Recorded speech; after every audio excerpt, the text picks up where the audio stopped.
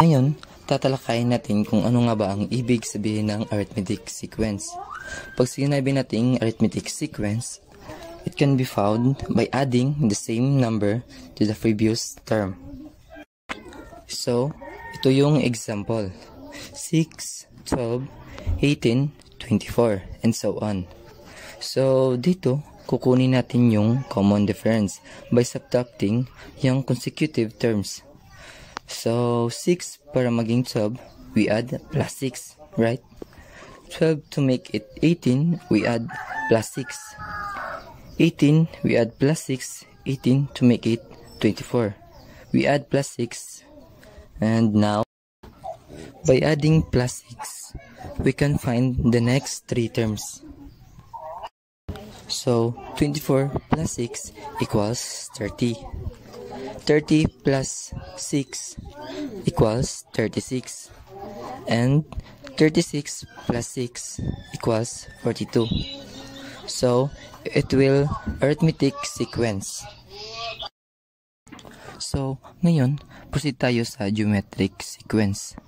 Kanina, arithmetic sequence, ina-add natin.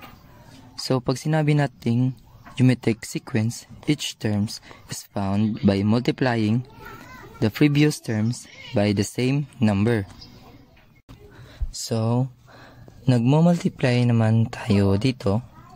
Kanina is adding sa arithmetic sequence. Sa geometric sequence naman is multiplying. So, ito yung example ng geometric sequence. So, 6, 12, 24, and 48. So, ang 6 para maging 12, we multiply 2. 12 to make it 24, we multiply 2. 24 to make it 48, we multiply 2. So, it will geometric sequence. Kasi nagmo-multiply tayo dito. So, the next 3 terms are 96, 192, and 384. Bale, 48 times 2 equals 96. 96 times 2 equals 192. 192 times 2. Another one example. 1, 305, 84, 25, 125, and so on. So, 1 to make it 5, we multiply 5. 5 to make it 25, so multiply it by 5.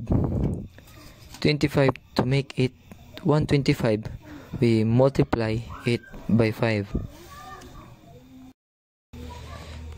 The next 3 terms are 625, 3,125, and 15,625. So, 125 times 5 equals 625. 625 times 5 equals 3,125, and 3,125 times 5 equals 15,625. So, ganun lang po. Yun yung pagkakaiba ng arithmetic sequence at geometric sequence.